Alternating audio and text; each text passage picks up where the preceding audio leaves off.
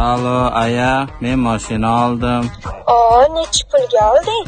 400 millionga. Malibu oldingmi?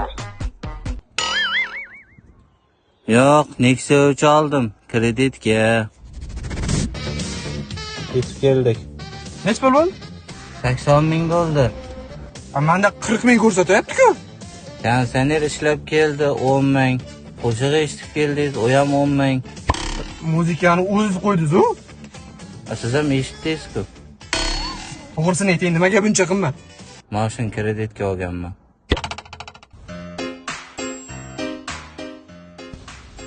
Ha, brat, kreditga mashina olib taksi qilyapsizmi? Ha, qayoqdan bildingiz? Taksi qilaverib, sedan orqasiga yopishib qolibdi-yu. Go'sht nechi pul? Tovuq go'shti 30 ming, mol go'shti 130 ming.